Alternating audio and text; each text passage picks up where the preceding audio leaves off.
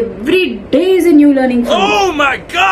నిన్న నేను ఈ రీల్ పెట్టా గైస్, రింగా రింగా రోజెస్ అనే రైమ్ గురించి. అండ్ నాకు కొన్ని ఇంట్రెస్టింగ్ విషయాలు తెలుసాయి ఈ కమెంట్స్ వల్ల.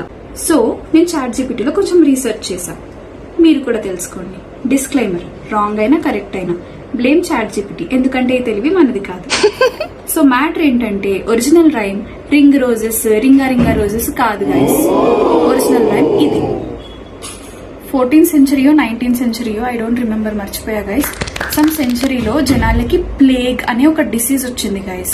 సో దాని వల్ల జనాలకి రింగ్స్ లాగా సమ్ కైండ్ ఆఫ్ ఇన్ఫెక్షన్ లాగా అయ్యేదంట.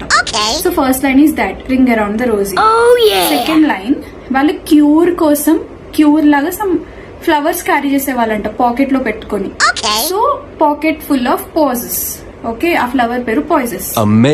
నెక్స్ట్ హష హష అంటే తుమ్మడం, స్నీజింగ్, ఆ డిసీజ్ వల్ల తుమ్ము వచ్చేవంట. Next last line we all fell down అంటే లిటరల్ మీనింగ్ కింద పడిపోవడం కాదు, అందరం చనిపోతున్నాం అనే మీనింగ్ లో ఆ లైన్.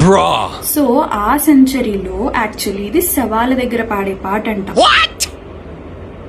మనం తెలియక చిన్నగున్నప్పుడు పిల్లలందరం కలిసి చేతులు పట్టుకొని ఇట్లా చుట్టూ తిరుక్కుంటూ ring a ring a roses pocket full of posies అషా బుషా ఆల్ ఫెల్ డౌన్ అని చెప్పి కింద కూర్చుంటుంది. అది మ్యాటర్. అంటే ఈ మధ్య ప్రతి రోజు కొత్త కొత్త విషయాలు తెలుస్తూనే ఉంటున్నాయి నాకు.